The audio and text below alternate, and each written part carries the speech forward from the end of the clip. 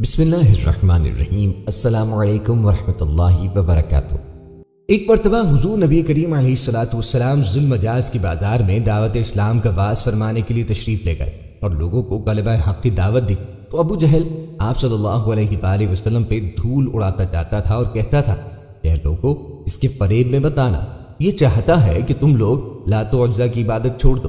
اسی طرح ایک مرتبہ جبکہ نبی کریم علیہ الصلوۃ والسلام حرم کعبہ میں نماز پڑھ رہے تھے، عین حالت نماز میں ابو جہل نے کہا کہ کوئی ہے جو آل فلاں کی ذبح کیے ہوئے اونٹ کی اوجڑی لا کر سجدے کی حالت میں ان کے کندھوں پہ رکھ دے۔ یہ سن کر عقبہ بن ابی معیط کافر اٹھا اور اس اوجڑی کو لا کر نبی کریم علیہ الصلوۃ والسلام کے دوش مبارک پر رکھ دیا۔ حضور صلی اللہ تعالی علیہ وآلہ وسلم سجدے میں تھے، دیر تک اوجڑی کندھے اور گردن پہ پڑی رہی اور کفار ٹھٹھے مار کر ہنستے رہے اور مارے ہنسی کے ایک دوسرے پہ گر گر کر پڑتے رہے، اور آخر حضرت بی بی فاطمہ رضی اللہ تعالی عنہا جو ان دنوں ابھی کم سن لڑکی تھی آئیں ان کافروں کا برا بھلا کہتے ہوئے اس اوجڑی کو آپ صلی اللہ علیہ وآلہ وسلم کے دوش مبارک سے ہٹا دیا۔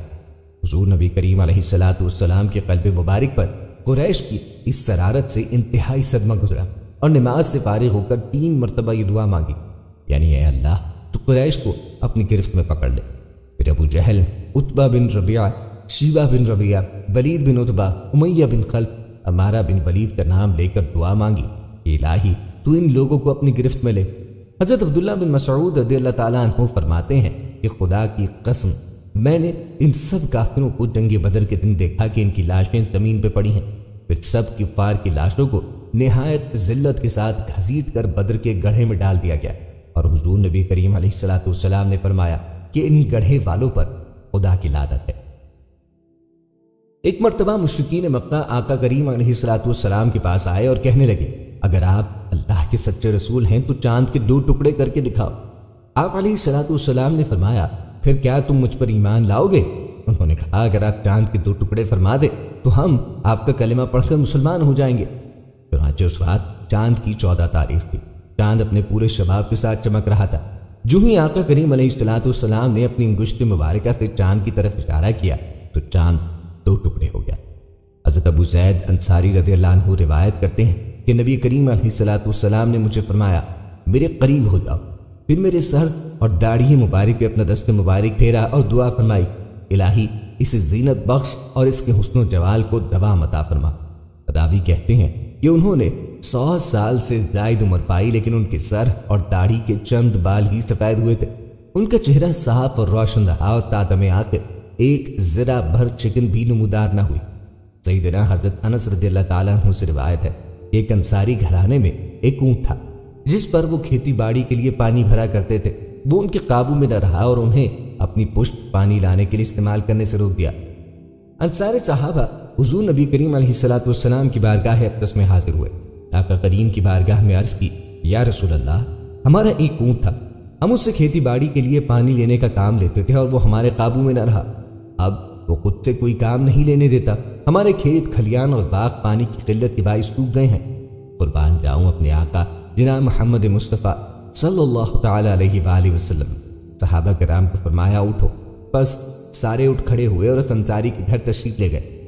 نبی کریم علیہ الصلوۃ والسلام احاطے میں داخل ہوئے تو اونٹ جو کہ ایک کونے میں تھا، نبی کریم اونٹ کی طرف چل پڑے تو انصار کہنے لگے یا رسول اللہ یہ اونٹ کتے کی طرح باولا ہو چکا ہے اور ہمیں اس کی طرف سے آپ پر حملے کا خطرہ ہے۔ نبی کریم علیہ الصلوۃ والسلام نے فرمایا مجھے اس سے کوئی نقصان نہ ہوگا۔ اونٹ نے جیسے ہی آقائے دو جہاں سرور کونین مکہ شفیع روز محشر صلی اللہ علیہ وآلہ وسلم کو دیکھا تو آپ کی طرف بڑھا، یہاں تک کہ قریب آ کر آپ کے سامنے سجدے میں گر پڑا۔ نبی کریم علیہ الصلوۃ والسلام نے اسے پیشانی سے پکڑا اور حسب سابق دوبارہ کام پہ لگایا۔ صحابہ کرام رضوان اللہ علیہم اجمعین یہ دیکھ کر آپ کی خدمت میں عرض فرمانے لگے یا رسول اللہ یہ تو بے عقل جانور ہوتے ہوئے بھی آپ کو سجدہ کر رہا ہے اور ہم تو عقل مند ہیں، اس سے زیادہ حقدار ہیں کہ آپ کو سجدہ کریں۔ ایک اور روایت میں ہے کہ صحابہ کرام علیہم رضوان نے عرض کی یا رسول اللہ ہم جانوروں سے زیادہ آپ کو سجدہ کرنے کے حقدار ہیں۔ آپ نے فرمایا کسی فرد بشر کے لیے جائز نہیں کہ وہ کسی بشر کو سجدہ کرے، اور اگر کسی بشر کو سجدہ کرنا جائز ہوتا تو میں بیوی کو حکم دیتا کہ وہ اپنے شوہر کو اس کی قدر و منزلت کی وجہ سے سجدہ کرے جو کہ اسے بیوی پر حاصل ہے۔ معزز دوستوں، درج بالا حدیث مبارکہ سے معلوم ہوتا ہے کہ ہر وقت صحابہ کرام علیہم الرضوان کا دل سجدہ کرنے کے لیے مچلتا تھا۔ حضرت عبداللہ بن عباس رضی اللہ عنہ فرماتے ہیں، ایک مرتبہ حضور نبی کریم علیہ الصلوۃ والسلام کے عہد مبارک میں سورج گرہن ہوا اور آپ علیہ الصلوۃ والسلام نے نماز کسوف پڑھائی۔ صحابہ کرام علیہم الرضوان نے عرض کی، یا رسول اللہ، آپ نے اپنی جگہ پر کھڑے ہو کر کوئی چیز پکڑی، پھر ہم نے دیکھا کہ آپ کسی قدر پیچھے ہٹ گئے۔ آقا دو جہاں نے فرمایا، مجھے جنت نظر آئی تھی، میں نے اس میں سے ایک پوچھا پکڑ لیا، اگر اسے توڑ لیتا تو تم رہتی دنیا تک اسے کھاتے رہتے۔ ایک مرتبہ سرداران قریش حرم کعبہ میں بیٹھے ہوئی سوچنے لگے کہ آخر اتنی تکالیف اور سختیاں برداشت کرنے کے باوجود محمد صلی اللہ علیہ وآلہ وسلم اپنی تبلیغ بند کیوں نہیں کرتے؟ آخر ان کا مقصد کیا ہے؟ ممکن ہے یہ عزت و جاہ یا سرداری و دولت کے خواہاں ہو۔ چنانچہ سبھوں نے عتبہ بن ربیع کو نبی کریم علیہ الصلوۃ والسلام کے پاس بھیجا کہ تم کسی طرح ان کا دلی مقصد معلوم کر لو۔ چنانچہ عتبہ تنہائی میں نبی کریم سے ملا اور کہنے لگا، اے محمد، آخر اس دعوت اسلام سے آپ کا مقصد کیا ہے؟ کیا آپ مکے کی سرداری چاہتے ہیں، یا عزت و دولت کے خواہاں ہیں، یا کسی بڑے گھرانے میں شادی کے خواہش مند ہے؟ آپ کے دل میں جو تمنا ہو کھلے دل کے ساتھ کہہ دیجیے، میں اس کی ضمانت لیتا ہوں کہ اگر آپ دعوت اسلام سے باز آ جائیں تو پورا مکہ آپ کی زیر فرمان ہو جائے گا اور آپ کی ہر خواہش اور تمنا پوری کر دی جائے گی۔ عتبہ کی یہ ساحرانہ تقریر سن کر حضور رحمت عالم صلی اللہ تعالیٰ علیہ وآلہ وسلم نے جواب میں قرآن مجید کی چند آیات تلاوت فرمائی، جن کو سن کر عتبہ اس قدر متاثر ہوا کہ اس کے جسم کا رونگٹا اور بدن کا بال خوف ذوالجلال سے لرزنے لگا اور کانپنے لگا، اور نبی کریم علیہ الصلوۃ والسلام کے منہ پہ ہاتھ رکھ کے کہا، میں آپ کو رشتہ داری کا واسطہ دے کے درخواست کرتا ہوں کہ بس کیجیے، میرا دل اس کلام کی عظمت سے پھٹا جا رہا ہے۔ عتبہ بارگاہ رسالت سے واپس ہوا، مگر اس کے دل کی دنیا میں ایک نیا انقلاب رونما ہو چکا تھا۔ عتبہ ایک بڑا ہی ساحر البیان خطیب اور انتہائی فصیح و بلیغ آدمی تھا۔ اس نے واپس لوٹ کر سرداران قریش سے کہہ دیا کہ محمد جو کلام پیش کرتے ہیں وہ جادو ہے، نہ کہانت نہ شاعری، بلکہ وہ کوئی اور ہی چیز ہے۔ لہٰذا میری رائے ہے کہ تم لوگ ان کو ان کے حال پہ چھوڑ دو۔ اگر وہ کامیاب ہو کر سارے عرب پہ غالب ہو گئے تو اس میں ہم قریشیوں ہی کی عزت بڑھے گی، ورنہ سارا عرب ان کو خود ہی فنا کر دے گا۔ مگر قریش کے سرکش کافروں نے عتبہ کا یہ مخلصانہ اور مدبرانہ مشورہ نہیں مانا، بلکہ اپنی مخالفت اور ایذا رسانیوں میں اور زیادہ اضافہ کر دیا۔ کفار قریش میں کچھ لوگ صلح پسند بھی تھے، وہ چاہتے تھے کہ بات چیت کے ذریعے صلح و صفائی کے ساتھ معاملہ طے ہو جائے۔ چنانچہ قریش کے چند معزز رؤسا ابو طالب کے پاس آئے اور حضور نبی کریم علیہ الصلوۃ والسلام کی دعوت اسلام اور بت پرستی کے خلاف تقاریر کی شکایت کی۔ ابو طالب نے نہایت نرمی کے ساتھ ان لوگوں کو سمجھا بجھا کے رخصت کر دیا، لیکن حضور نبی کریم علیہ الصلوۃ والسلام خدا کے فرمان کی تعمیل کرتے ہوئے علی الاعلان شرک و بت پرستی کی مذمت اور دعوت و توحید کا واعظ فرماتے رہے۔ اس لیے قریش کا غصہ پھر بھڑک اٹھا۔ چنانچہ تمام سرداران قریش یعنی عتبہ و شیبہ اور ابو سفیان اور عاص بن حشام اور ابو جہل، ولید بن مغیرہ، عاص بن وائل وغیرہ سب ایک ساتھ مل کر ابو طالب کے پاس آئے اور یہ کہا کہ آپ کا بھتیجا ہمارے معبودوں کی توہین کرتا ہے، اسی لیے یا تو آپ درمیان میں سے ہٹ جائیں اور اپنے بھتیجے کو ہمارے سپرد کر دیں، یا پھر آپ بھی کھل کر ان کے ساتھ میدان میں نکل پڑیں تاکہ ہم دونوں میں سے ایک کا فیصلہ ہو جائے۔ ابو طالب نے قریش کا تیور دیکھ کے سمجھ لیا کہ اب بہت ہی خطرناک اور نازک گھڑی سر پہ آن پڑی ہے۔ ظاہر ہے اب قریش برداشت نہیں کر سکتے اور میں اکیلا تمام قریش کا مقابلہ نہیں کر سکتا۔ ابو طالب نے نبی کریم علیہ الصلوۃ والسلام کو انتہائی مخلصانہ اور مشفقانہ لہجے میں سمجھایا کہ میرے پیارے بھتیجے، اپنے بوڑھے چچا کی سفید داڑھی پہ رحم کر اور بڑھاپے میں مجھ پر اتنا بوجھ مت ڈالو کہ میں اٹھا نہ سکوں۔ اب تک تو قریش کا بچہ بچہ میرا احترام کرتا تھا، مگر آج قریش کے سرداروں کا لب و لہجہ اور ان کا تیور اس قدر بگڑا ہوا تھا کہ اب وہ مجھ پر اور تم پر تلوار اٹھانے سے بھی دریغ نہیں کریں گے۔ لہٰذا میری رائے یہ ہے کہ تم کچھ دنوں کے لیے دعوت اسلام موقوف کر دو۔ اب تک نبی کریم علیہ الصلوۃ والسلام کے ظاہری معین مددگار جو کچھ بھی تھے وہ صرف اکیلے ابو طالب تھے۔ حضور نبی کریم علیہ الصلوۃ والسلام نے دیکھا کہ اب ان کے قدم بھی اکھڑ رہے ہیں۔ چچا کی گفتگو سن کر حضور اقدس علیہ الصلوۃ والسلام نے بھرائی ہوئی مگر جذبات سے بھری ہوئی آواز میں فرمایا، چچا جان، خدا کی قسم، اگر قریش میرے ایک ہاتھ میں سورج اور دوسرے ہاتھ میں چاند لا کر دے دیں تب بھی میں اپنے اس فرض سے باز نہ آؤں گا۔ یا تو خدا اس کام کو پورا فرما دے گا یا میں خود دین اسلام پہ نثار ہو جاؤں گا۔ حضور نبی کریم علیہ الصلوۃ والسلام کی جذباتی تقریر سن کر ابو طالب کا دل بسیج گیا اور وہ اس قدر متاثر ہوئے کہ ان کی ہاشمی رگوں کے خون کا قطرہ قطرہ بھتیجے کی محبت میں گرم ہو کے کھولنے لگا اور انتہائی جوش میں آ کے کہہ دیا کہ جان غم جاؤ، میں تمہارے ساتھ ہوں، جب تک میں زندہ ہوں کوئی تمہارا بال بیکا نہیں کر سکتا۔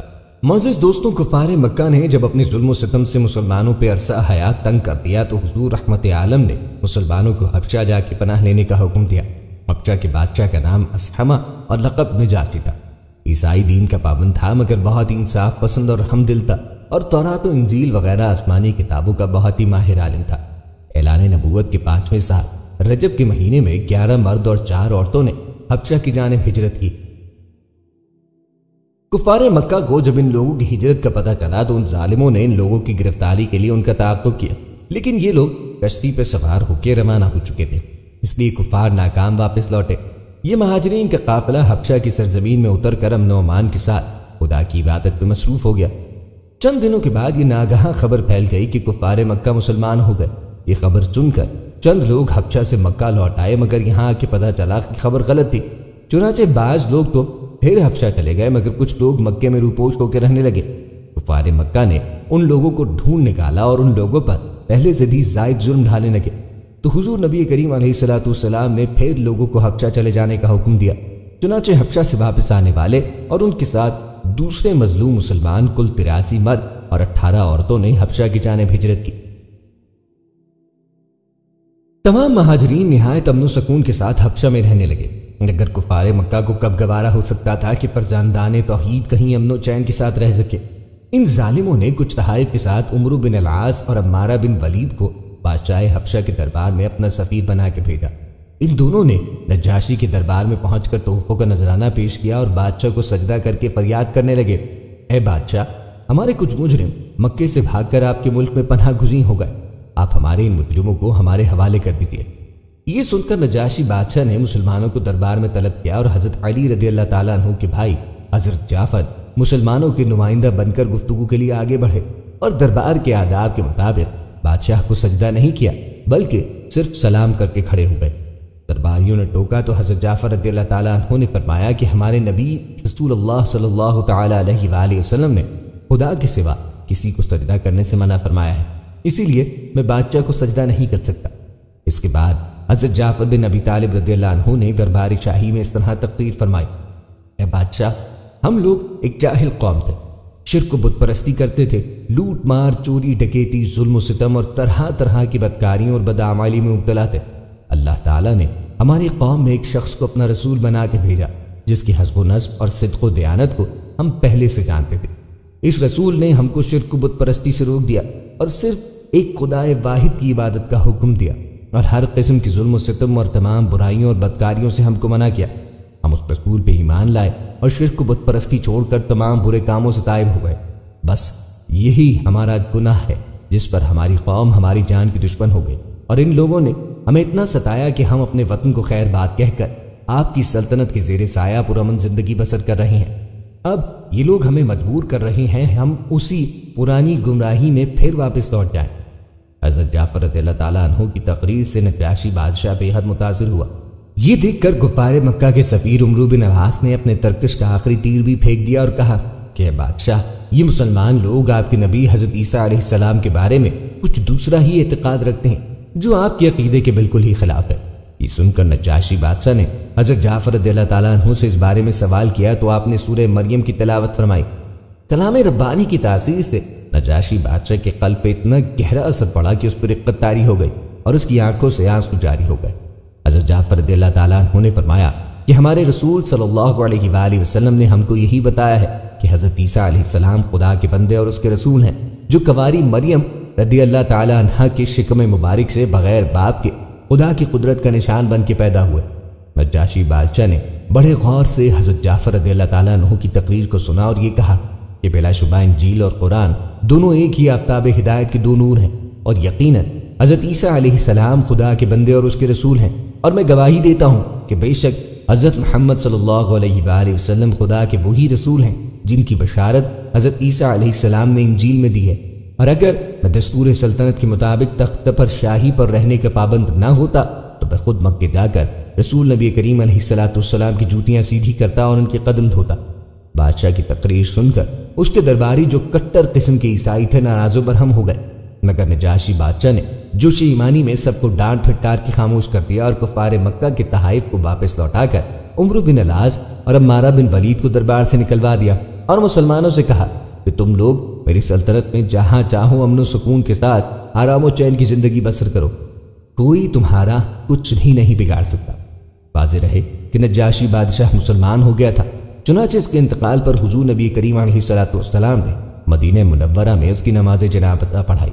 حالانکہ نجاشی بادشاہ کا انتقال حبشہ میں ہوا تھا اور وہ حبشہ ہی میں مدفون بھی ہوئے، مگر حضور نبی کریم علیہ الصلوۃ والسلام نے غائبانہ ان کی نماز جنازہ پڑھ کر ان کے لیے دعائے مغفرت فرمائی۔ اعلان نبوت کے چھٹے سال حضرت حمزہ اور حضرت عمر رضی اللہ تعالیٰ عنہ دو ایسی ہستیاں دامن اسلام میں آ گئیں جن سے اسلام اور مسلمانوں کے جاہ و جلال اور ان کے عزت اقبال کا پرچم بہت ہی سربلند ہو گیا۔ حضور نبی کریم علیہ الصلوۃ والسلام کے چچاؤں میں حضرت حمزہ کو آپ صلی اللہ علیہ وآلہ وسلم سے بڑی والہانہ محبت تھی، اور وہ صرف 2-3 سال حضور نبی کریم علیہ الصلوۃ والسلام سے عمر میں زیادہ تھے۔ چونکہ انہوں نے بھی حضرت سویبہ کا دودھ پیا تھا، اسی لیے حضور صلی اللہ علیہ وآلہ وسلم کے رضائی بھائی بھی تھے۔ حضرت حمزہ رضی اللہ تعالیٰ عنہ بہت ہی طاقتور اور بہادر تھے اور شکار کے بہت ہی شوقین۔ روزانہ صبح سویرے تیر کمان لے کے گھر سے نکل جاتے اور شام کو شکار سے واپس لوٹ کر حرم میں جاتے، خانہ کعبہ کا طواف کرتے اور قریش کے سرداروں کی مجلس میں کچھ دیر بیٹھتے۔ ایک دن حضرت معمور شکار سے واپس لوٹے تو ابن جدان کی لونڈی اور خود ان کی بہن حضرت بی بی صفیہ رضی اللہ تعالیٰ عنہ نے ان کو بتایا کہ آج ابو جہل نے کس طرح تمہارے بھتیجے حضرت محمد صلی اللہ علیہ وآلہ وسلم کے ساتھ بے ادبی اور گستاخی کی ہے۔ یہ ماجرا سن کر مارے غصے کے حضرت حمزہ کا خون کھولنے لگا، ایک دم تیر کمان لیے ہوئے مسجد حرام میں پہنچ گئے اور اپنی کمان سے ابو جہل کے سر پہ زور سے مارا کہ اس کا سر پھٹ گیا اور کہا کہ تو میرے بھتیجے کو گالیاں دیتا ہے، تجھے خبر نہیں کہ میں بھی اس کے دین پر ہوں۔ یہ دیکھ کر قبیلہ بنی مخدوم کے کچھ لوگ ابو جہل کی مدد کے لیے کھڑے ہو گئے، تو ابو جہل نے یہ سوچ کر کہ کہیں بنو ہاشم سے جنگ نہ چھڑ جائے یہ کہا کہ بنی مخدوم آپ لوگ حمزہ کو چھوڑ دیجئے، واقعی میں نے ان کے بھتیجے کو بہت ہی خراب قسم کی گالیاں دی تھی۔ حضرت حمزہ کے اسلام لانے کے بعد تیسرے ہی دن حضرت عمر رضی اللہ تعالیٰ عنہ بھی دولت اسلام سے مالا مال ہو گئے۔ آپ رضی اللہ تعالیٰ عنہ کے مشرف با اسلام ہونے کے واقعات میں بہت سی روایات ہیں۔ ایک روایت یہ ہے کہ آپ رضی اللہ تعالیٰ عنہ ایک دن غصے میں بھرے ہوئے ننگی تلوار لے کر اس ارادے سے چلے کہ آج اسی تلوار سے پیغمبر اسلام کا خاتمہ کروں گا۔ اتفاق سے راستے میں حضرت نعیم بن عبداللہ قریشی سے ملاقات ہو گئی۔ یہ مسلمان ہو چکے تھے مگر حضرت عمر کو ان کے اسلام کی خبر نہ تھی۔ حضرت نعیم بن عبداللہ نے پوچھا کہ کیوں اے عمر اس دوپہر کی گرمی میں ننگی تلوار لے کے کہاں چلے؟ کہنے لگے آج بانی اسلام کا فیصلہ کرنے کے لیے گھر سے نکل پڑا ہوں۔ انہوں نے کہا کہ پہلے اپنے گھر کی خبر لو، تمہاری بہن فاطمہ بنت الخطاب اور تمہارے بہنوئی سعید بن زید بھی تو مسلمان ہیں۔ یہ سن کر آپ بہن کے گھر پہنچے اور دروازہ کھٹکھٹایا۔ گھر کے اندر چند مسلمان چھپ کے قرآن پڑھ رہے تھے۔ حضرت عمر رضی اللہ تعالیٰ عنہ کی آواز سن کے سب لوگ ڈر گئے اور قرآن کے اوراق چھوڑ کر ادھر ادھر چھپ گئے۔ بہن نے اٹھ کے دروازہ کھولا تو حضرت عمر رضی اللہ تعالیٰ عنہ چلا کے بولے، اے اپنی جان کی دشمن، کیا تو بھی مسلمان ہو گئی ہے؟ پھر اپنے بہنوئی حضرت سعید بن زید رضی اللہ تعالیٰ عنہ پہ جھپٹے اور ان کی داڑھی پکڑ کر ان کو زمین پہ پٹخ دیا اور سینے پہ سوار ہو کے مارنے لگے۔ ان کی بہن حضرت فاطمہ رضی اللہ تعالیٰ عنہ اپنے شوہر کو بچانے کے لیے دوڑ پڑی تو حضرت عمر رضی اللہ تعالیٰ عنہ نے ان کو ایسا تماچا مارا کہ ان کے کانوں کی جھومر ٹوٹ کے گر پڑے اور ان کا چہرہ خون سے لہو لہان ہو گیا۔ بہن نے صاف کہہ دیا کہ عمر سن لو، تم سے جو ہو سکے کر لو، مگر اب اسلام دل سے نہیں نکل سکتا۔ حضرت عمر نے بہن کا خون آلود چہرہ دیکھا اور ان کا عزم و استقامت سے بھرا ہوا جملہ سنا تو ان پہ رقت طاری ہو گئی اور ایک دم دل نرم پڑ گیا۔ تھوڑی دیر تک خاموش پڑے رہے، پھر کہا کہ اچھا جو تم لوگ پڑھ رہے تھے مجھے بھی دکھاؤ۔ بہن نے قرآن کے اوراق کو سامنے رکھا، اٹھا کر دیکھا تو شاید پہ نظر پڑی، سبح للہ ما فی السماوات والارض وہو العزیز الحکیم۔ اس آیت کا ایک ایک لفظ صداقت کی تاثیر بن کر دل کی گہرائی میں پیوست ہوتا چلا گیا اور جسم کا ایک ایک بال لرزہ برندام ہونے لگا۔ جب اس آیت پر پہنچے کہ آمنوا باللہ ورسولہ تو بالکل ہی بے قابو ہو گئے اور بے اختیار پکار اٹھے، اشہد ان لا الہ الا اللہ واشہد ان محمد رسول اللہ۔ یہ وہ وقت تھا کہ حضور نبی کریم علیہ الصلوۃ والسلام حضرت ارقم بن ابو ارقم کے مکان میں مقیم تھے۔ حضرت عمر رضی اللہ عنہ بہن کے گھر سے نکلے اور سیدھے حضرت ارقم کے مکان پہ پہنچے تو دروازہ بند پایا۔ کنڈی بجائی، اندر کے لوگوں نے دروازے کی جھری سے جھانک کر دیکھا تو حضرت عمر ننگی تلوار لیے کھڑے تھے۔ لوگ گھبرا گئے اور کسی میں دروازہ کھولنے کی ہمت نہ ہوئی، مگر حضرت عمر رضی اللہ عنہ نے بلند آواز سے فرمایا کہ دروازہ کھول دو، اندر آنے دو۔ اگر نیک نیتی کے ساتھ آیا ہے تو اس کا خیر مقدم کیا جائے گا، ورنہ اسی کی تلوار سے اس کی گردن اڑا دی جائے گی۔ حضرت عمر نے اندر قدم رکھا تو حضور نبی کریم علیہ الصلوۃ والسلام نے خود آگے بڑھ کر حضرت عمر کا بازو پکڑا اور فرمایا، اے خطاب کے بیٹے، تو مسلمان ہو جا، آخر تو کب تک مجھ سے لڑتا رہے گا؟ حضرت عمر نے بآواز بلند کلمہ پڑھا۔ حضور نبی کریم علیہ الصلوۃ والسلام نے مارے خوشی کے نعرہ تکبیر بلند فرمایا اور تمام حاضرین نے اس زور سے اللہ اکبر کا نعرہ مارا کہ مکے کی پہاڑیاں گونج اٹھیں۔ پھر حضرت عمر نے کہنے لگے، یا رسول اللہ، یہ چھپ چھپ کر خدا کی عبادت کرنے کے کیا معنی؟ اٹھیے، ہم کعبے میں چل کر علی الاعلان خدا کی عبادت کریں گے، اور خدا کی قسم میں کفر کی حالت میں جن مجالس میں بیٹھ کر اسلام کی مخالفت کرتا رہا ہوں، اب ان تمام مجالس میں اپنے اسلام کا اعلان کروں گا۔ پھر حضور صلی اللہ علیہ وآلہ وسلم کی جماعت کو لے کر 2 قطاروں میں روانہ ہوئے، ایک صف کے آگے حضرت حمزہ اور دوسری صف کے آگے حضرت عمر تھے۔ اس شان سے مسجد حرام میں داخل ہوئے اور نماز ادا کی، اور حضرت عمر نے حرم کعبہ میں مشرکین کے سامنے اپنے اسلام کا اعلان کیا۔ یہ سنتے ہی ہر طرف سے کفار دوڑ پڑے اور حضرت عمر رضی اللہ عنہ کو مارنے لگے۔ حضرت عمر بھی ان لوگوں سے لڑنے لگے۔ ایک ہنگامہ برپا ہو گیا۔ اتنے میں حضرت عمر کا ماموں ابو جہل آ گیا۔ اس نے پوچھا کہ یہ ہنگامہ کیسا ہے؟ لوگوں نے بتایا کہ حضرت عمر مسلمان ہو گئے ہیں، اسی لیے لوگ برہم ہو کے ان پہ حملہ آور ہوئے ہیں۔ یہ سن کر ابو جہل نے حتیم کعبہ میں کھڑے ہو کر اپنی آستین سے اشارہ کر کے اعلان کر دیا کہ میں نے اپنے بھانجے عمر کو پناہ دی۔ ابو جہل کا یہ اعلان سن کر سب لوگ ہٹ گئے۔ حضرت عمر رضی اللہ عنہ کا بیان ہے کہ اسلام لانے کے بعد میں ہمیشہ کفار کو مارتا اور ان کی مار کھاتا رہا، یہاں تک کہ اللہ نے اسلام کو غالب فرما دیا۔ حضرت عمر کے مسلمان ہونے کا ایک سبب یہ بھی بتایا گیا کہ خود حضرت عمر فرمایا کرتے تھے کہ میں کفر کی حالت میں قریش کے بتوں کے پاس حاضر تھا۔ اتنے میں ایک شخص گائے کا ایک بچڑا لے آیا اور اس کو بتوں کے نام پہ ذبح کیا۔ پھر بڑے زور سے چیخ مار کر کسی نے یہ کہا، یا جلیہ امر نجیہ رجلا فصیح یقول لا الہ الا اللہ۔ یہ آواز سن کر سب لوگ وہاں سے بھاگ کھڑے ہوئے، لیکن میں نے یہ عزم کیا کہ میں اس آواز دینے والے کی تحقیق کے بغیر ہرگز یہاں سے نہ لوٹوں گا۔ اس کے بعد پھر یہی آواز آئی، یعنی ہے کھلی ہوئی دشمنی کرنے والے کامیابی کی چیز ہے کہ ایک فصاحت والا آدمی لا الہ الا اللہ کہہ رہا ہے، حالانکہ بتوں کے آس پاس میرے سوا دوسرا کوئی بھی نہ تھا۔ اس کے فوراً ہی بعد حضور نبی کریم علیہ الصلوۃ والسلام نے اپنی نبوت کا اعلان فرمایا۔ اس واقعے سے حضرت عمر بے حد متاثر تھے، اسی لیے ان کے اسلام لانے کے اسباب میں اس واقعے کو بھی کچھ نہ کچھ ضرور دخل ہے۔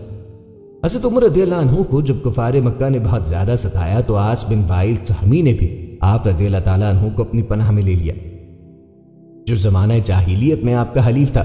اسی لیے حضرت عمر رضی اللہ تعالیٰ عنہ کفار کی مار دھاڑ سے بچ گئے۔ اعلان نبوت کے 7ویں سال کفار مکہ نے جب دیکھا کہ روز بروز مسلمانوں کی تعداد بڑھتی جا رہی ہے اور حضرت حمزہ و حضرت عمر جیسے بہادران قریش بھی دامن اسلام میں آ گئے، تو غیظ و غضب میں یہ لوگ آپے سے باہر ہو گئے، اور تمام سرداران قریش اور مکے کے دوسرے کفار نے یہ اسکیم بنائی کہ حضور آپ اور آپ کے مکمل خاندان کا بائیکاٹ کر دیا جائے اور ان لوگوں کو کسی تنگ و تاریک جگہ میں محصور کر کے ان کا دانا پانی بند کر دیا جائے تاکہ یہ لوگ مکمل طور پر تباہ و برباد ہو جائیں۔ چنانچہ اس خوفناک تجویز کے مطابق تمام قبائل قریش نے آپس میں معاہدہ کیا کہ جب تک بنی ہاشم کے خاندان والے حضور صلی اللہ علیہ وآلہ وسلم کو قتل کے لیے ہمارے حوالے نہ کر دے، کوئی شخص بنو ہاشم کے خاندان سے شادی بیاہ نہ کرے، کوئی شخص ان لوگوں کے ہاتھ کسی قسم کے سامان کی خرید و فروخت نہ کرے، کوئی شخص ان سے میل جول سلام و کلام اور ملاقات و بات نہ کرے، کوئی شخص ان لوگوں کے پاس کھانے پینے کا کوئی سامان نہ جانے دے۔ منصور بن اکرمہ نے اس معاہدے کو لکھا اور تمام سرداران قریش پہ دستخط کر کے اس دستاویز کو کعبے کے اندر آویزہ کر دیا۔ ابو طالب مجبوراً نبی کریم علیہ الصلوۃ والسلام اور دوسرے تمام خاندان والوں کو لے کر پہاڑ کی اس گھاٹی میں جس کا نام شیب ابی طالب تھا پناہ گزین ہوئے۔ ابو لہب کے سوا خاندان بنو ہاشم کے کفار نے بھی خاندانی حمیت کی پاسداری پر بنا پر اس معاملے میں نبی کریم علیہ الصلوۃ والسلام کا ساتھ دیا، اور سب کے سب پہاڑ کے اس تنگ و تاریک درے میں محبوس ہو کر قیدیوں کی زندگی بسر کرنے لگے۔ یہ 3 برس کا زمانہ اتنا سخت اور کٹھن گزرا کہ بنو ہاشم درختوں کے پتے اور سوکھے چمڑے پکا کے کھاتے تھے، اور ان کے بچے بھوک پیاس کی شدت سے تڑپ تڑپ کے دن رات رویا کرتے۔ سنگ دل اور ظالم کفار نے ہر طرف پہرا بٹھا دیا کہ کہیں سے بھی گھاٹی کے اندر دانا پانی نہ جانے پائے۔ مسلسل 3 سال تک نبی کریم علیہ الصلوۃ والسلام اور خاندان بنو ہاشم ان ہوش ربا مصائب کو جھیلتے رہے، یہاں تک کہ خود قریش کے کچھ اہم دلوں کو بنو ہاشم کی مصیبتوں اور رحم آ گیا اور ان لوگوں نے اس ظالمانہ معاہدے کو توڑنے کی تحریک اٹھائی۔ چنانچہ اشام بن عمرو عامری، زہیر بن ابی امیہ، معتم بن عدی، ابو البختری، زما بن الاسود وغیرہ یہ سب مل کے ایک ساتھ حرم کعبہ میں گئے، اور زہیر نے جو عبد المطلب کے نواسے تھے کفار قریش کو مخاطب کر کے اپنی پرجوش تقریر میں کہا کہ اے لوگو، کہاں کا انصاف ہے؟ ہم لوگ آرام سے زندگی بسر کر رہے ہیں اور خاندان بنو ہاشم کے بچے بھوک پیاس سے بے قرار ہو کے بلبلا رہے ہیں۔ خدا کی قسم، جب تک اس وحشیانہ معاہدے کی دستاویز پھاڑ کر پاؤں سے نہ رون دی جائیں گی، میں ہرگز چین سے نہیں بیٹھ سکتا۔ یہ سن کر ابو جہل نے تڑپ کر کہا کہ خبردار، ہرگز تم اس معاہدے کو ہاتھ نہیں لگا سکتے۔ زما نے ابو جہل کو للکارا اور اس توڑ سے ڈانٹا کہ ابو جہل کی بولتی بند ہو گئی۔ اسی طرح معتم بن عدی اور حشام بن عمرو میں بھی خم ٹھوک کر ابو جہل کو جھڑک دیا، اور ابو البختری نے تو صاف کہہ دیا، اے ابو جہل، اس ظالمانہ معاہدے سے نہ ہم پہلے راضی تھے اور نہ اب ہم اس کے پابند ہیں۔ اس مجمع میں ایک طرف ابو طالب بھی بیٹھے تھے۔ انہوں نے کہا کہ اے لوگو، میرے بھتیجے محمد کہتے ہیں کہ اس معاہدے کی دستاویز کو کیڑوں نے کھا ڈالا ہے، اور صرف جہاں جہاں خدا کا نام لکھا ہوا تھا اس کو کیڑوں نے چھوڑ دیا ہے۔ لہٰذا میری رائے ہے کہ تم لوگ اس دستاویز کو نکال کے دیکھو، اگر واقعی اس کو کیڑوں نے کھا لیا ہے جب تو اس کو چاک کر کے پھینک دو، اگر میرے بھتیجے کا کہنا غلط ثابت ہوا تو میں محمد کو تمہارے حوالے کر دوں گا۔ یہ سن کر معتم بن عدی کعبے کے اندر گیا اور دستاویز کو اتار لایا۔ تب لوگوں نے دیکھا کہ واقعی بجز اللہ کے نام کی پوری دستاویز کو کیڑوں نے کھا لیا تھا۔ معتم بن عدی نے سب کے سامنے اس دستاویز کو پھاڑ پھینکا، اور پھر قریش کے چند بہادر باوجود یہ کہ سب کے سب اس وقت کفر کی حالت میں تھے، ہتھیار لے کر گھاٹی میں پہنچے اور خاندان بنو ہاشم کے ایک ایک آدمی کو وہاں سے نکال لائے اور ان کو ان کے مکانوں میں آباد کر دیا۔ یہ واقعہ 10 نبوی کا ہے۔ منصور بن اکرمہ جس نے اس دستاویز کو لکھا تھا، اس پر یہ قہر الہی ٹوٹ پڑا کہ اس کا ہاتھ شل ہو کے سوکھ گیا۔ حضور اقدس نبی کریم علیہ الصلوۃ والسلام شعبہ ابی طالب سے نکل کر اپنے گھر میں تشریف لائے، اور چند ہی روز کفار قریش کے ظلم و ستم سے کچھ امان ملی تھی کہ ابو طالب بیمار ہو گئے، اور وہ گھاٹی سے باہر آنے کے 8 ماہ بعد ان کا انتقال ہو گیا۔ ابو طالب کی وفات حضور نبی کریم علیہ الصلوۃ والسلام کے لیے ایک بہت ہی جاں گداز اور روح فرسا حادثہ تھا، کیونکہ بچپن سے جس طرح پیار و محبت کے ساتھ ابو طالب نے آپ کی پرورش کی تھی، اور زندگی کے ہر موڑ پر جس جانثاری کے ساتھ آپ کی نصرت و دستگیری کی، اور آپ کی دشمنوں کے مقابل سینہ سپر ہو کر جس طرح علام و مصائب کا مقابلہ کیا، اس کو بھلا حضور نبی کریم علیہ الصلوۃ والسلام کس طرح بھول سکتے تھے؟ جب ابو طالب مرض الموت میں مبتلا ہو گئے تو حضور نبی کریم علیہ الصلوۃ والسلام ان کے پاس تشریف لے گئے اور فرمایا کہ چچا، آپ کلمہ پڑھ لیجیے، یہ وہ کلمہ ہے کہ اس کے سبب سے میں خدا کے دربار میں آپ کی مغفرت کے لیے اصرار کروں گا۔ اس وقت ابو جہل اور عبداللہ بن ابی امیہ ابو طالب کے پاس موجود تھے۔ ان دونوں نے ابو طالب سے کہا کہ ابو طالب، کیا آپ عبد المطلب کے دین سے روگردانی کریں گے؟ اور یہ دونوں برابر ابو طالب سے گفتگو کرتے رہے، یہاں تک کہ ابو طالب نے کلمہ نہیں پڑھایا، بلکہ ان کی زندگی کا آخری قول یہ رہا کہ میں عبد المطلب کے دین پر ہوں۔ یہ کہا اور ان کی روح پرواز کر گئی۔ حضور رحمت عالم صلی اللہ تعالیٰ علیہ وآلہ وسلم کو اس سے بڑا صدمہ پہنچا، اور آپ نے فرمایا کہ میں آپ کے لیے اس وقت تک دعائے مغفرت کرتا رہوں گا جب تک اللہ تعالیٰ مجھے منع نہ فرمائے گا۔ حضور اقدس کے قلب مبارک پر ابھی ابو طالب کے انتقال کا زخم تازہ ہی تھا کہ ابو طالب کی وفات کے 3 دن یا 5 دن کے بعد حضرت بی بی خدیجہ رضی اللہ تعالیٰ عنہا بھی دنیا سے رحلت فرما گئی۔ مکے میں ابو طالب کے بعد سب سے زیادہ جس ہستی نے رحمت عالم کی نصرت و حمایت میں اپنا تن من دھن سب کچھ قربان کیا، وہ حضرت بی بی خدیجہ رضی اللہ تعالیٰ عنہا کی ذات گرامی تھی۔ جس وقت دنیا میں کوئی آپ صلی اللہ علیہ وآلہ وسلم کا مخلص مشیر اور غمخوار نہیں تھا، حضرت بی بی خدیجہ رضی اللہ تعالیٰ عنہا ہی تھی۔ یہ ہر پریشانی کے موقع پر پوری جانثاری کے ساتھ آپ صلی اللہ علیہ وآلہ وسلم کی غمخواری اور دلداری کرتی رہتی تھی۔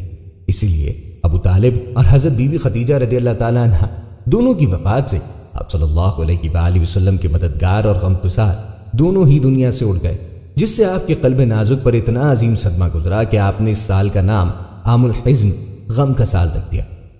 حضرت بی بی خدیجہ رضی اللہ تعالیٰ عنہا نے رمضان 10 نبوی میں وفات پائی۔ بوقت وفات 65 برس کی عمر تھی۔ مقام حجون قبرستان جنت المعلیٰ میں مدفون ہوئی۔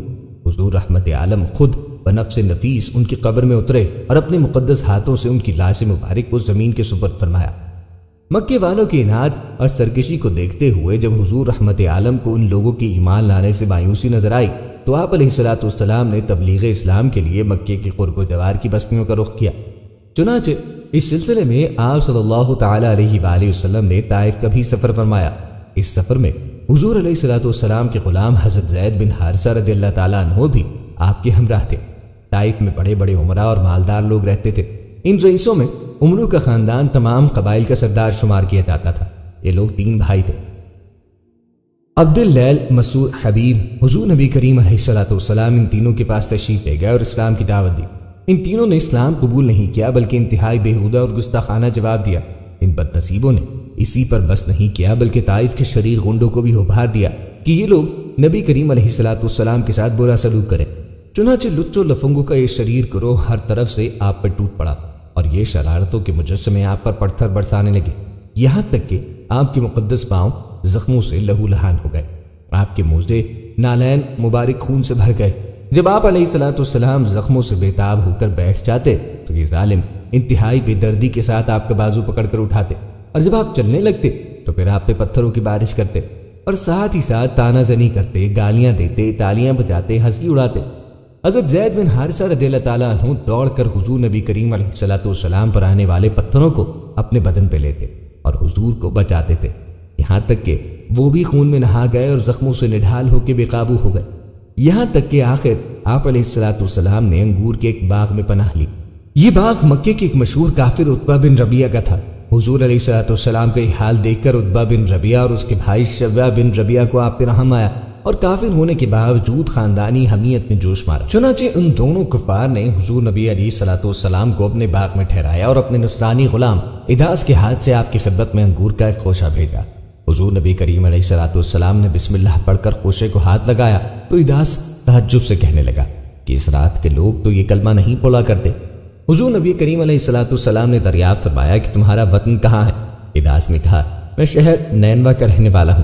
آپ نے فرمایا وہ حضرت یونس بن متی علیہ السلام کے شہر ہے، وہ بھی میری طرح خدا کے پیغمبر تھے۔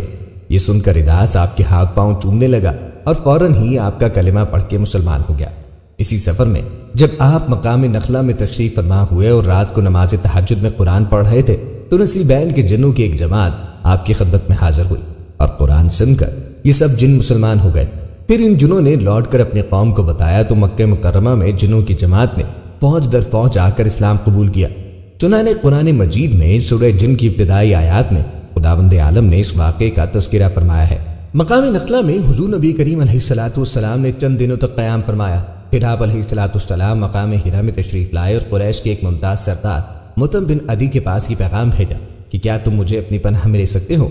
عرب کا دستور تھا کہ جب کوئی شخص ان سے حمایت اور پناہ طلب کرتا تو اگرچہ وہ کتنا ہی بڑا دشمن کیوں نہ ہو وہ پناہ دینے سے انکار نہیں کرتا تھا۔ چنانچہ مطعم بن عدی نے حضور نبی کریم علیہ الصلوۃ والسلام کو اپنی پناہ میں لیا اور اس نے اپنے بیٹوں کو حکم دیا کہ تم لوگ ہتھیار لگا کر حرم میں جاؤ، اور مطعم بن عدی خود گھوڑے پہ سوار ہو گیا۔ حضور نبی کریم علیہ الصلوۃ والسلام کو اپنے ساتھ مکے لایا اور حرم کعبہ میں اپنے ساتھ لے گیا اور مجمع عام میں اعلان کیا کہ میں نے محمد کو پناہ دی۔ اس کے بعد حضور کریم علیہ الصلوۃ والسلام نے اطمینان کے ساتھ ہجر اسود کو بوسہ دیا اور کعبے کا طواف کر کے حرم میں نماز ادا کی، اور مطعم بن عدی اور اس کے بیٹوں نے تلواروں کے سائے میں آپ صلی اللہ علیہ وآلہ وسلم کو آپ کی دولت خانے تک پہنچایا۔ اس سفر کے مدتوں بعد ایک مرتبہ ام المومنین حضرت عائشہ صدیقہ رضی اللہ تعالیٰ عنہا نے حضور اقدس صلی اللہ علیہ وآلہ وسلم سے دریافت کیا، یا رسول اللہ کیا احد کے دن سے بھی زیادہ سخت کوئی آپ پر گزرا ہے؟ آپ علیہ الصلوۃ والسلام نے ارشاد فرمایا، ہاں اے عائشہ، وہ دن میرے لیے جنگ احد کے دن سے بھی زیادہ سخت تھا جب میں نے طائف میں وہاں کے ایک سردار عبد اللیل کو اسلام کی دعوت دی۔ اس نے دعوت اسلام کو حقارت کے ساتھ ٹھکرایا اور اہل طائف نے مجھ پہ پتھراؤ کیا۔ میں اس رنج و غم میں سر جھکائے چلتا رہا یہاں تک کہ مقام کرنس ثعالب میں پہنچ کر میرے ہوش و حواس بحال ہوئے۔ وہاں پہنچ کر جب میں نے سر اٹھایا تو کیا دیکھتا ہوں کہ ایک بدلی مجھ پہ سایہ کیے ہوئے ہے۔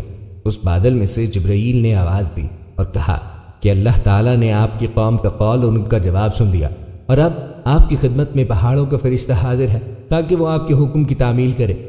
حضور نبی کریم علیہ الصلوۃ والسلام کا بیان ہے کہ پہاڑوں کا فرشتہ مجھے سلام کر کے عرض کرنے لگا، اے محمد، اللہ نے آپ کی قوم کا قول اور انہوں نے آپ کو جو جواب دیا وہ سب کچھ سن لیا ہے اور مجھ کو آپ کی خدمت میں بھیجا ہے تاکہ آپ مجھے جو چاہیں حکم دیں اور میں آپ کا حکم بجا لاؤں۔ اگر آپ چاہتے ہیں کہ میں اخشبین، ابو قیس اور قیقان دونوں پہاڑوں کو ان کفار پہ الٹ دوں تو میں الٹ دیتا ہوں۔ یہ سن کر حضور رحمت عالم نے جواب دیا کہ نہیں، بلکہ میں امید کرتا ہوں کہ اللہ تعالیٰ ان کی نسلوں سے اپنے ایسے بندوں کو پیدا فرمائے گا جو صرف اللہ کی ہی عبادت کریں گے اور شرک نہیں کریں گے۔ پتھر بھی نبی کریم علیہ السلام کے نبی ہونے کی گواہی دیتے تھے۔ حضرت علی رضی اللہ عنہ فرماتے ہیں ایک دن نبی کریم علیہ السلام اور میں جنگل میں جا رہے تھے۔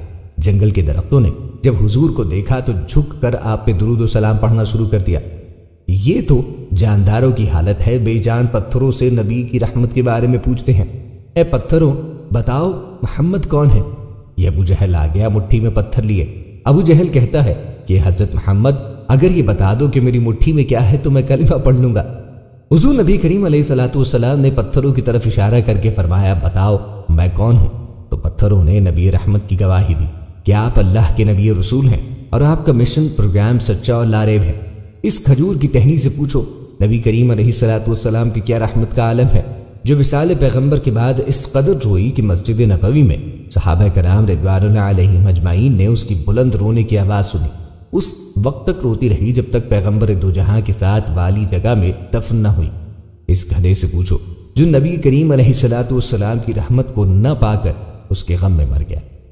ناظرین امید کرتے ہیں کہ آپ کو ہماری آج کی یہ ویڈیو پسند آئی ہو۔ مزید ویڈیوز کے لیے ہمارا چینل سبسکرائب کر دیں۔ ملتے ہیں اگلی ویڈیو میں، تب تک کے لیے اللہ حافظ و فی امان اللہ۔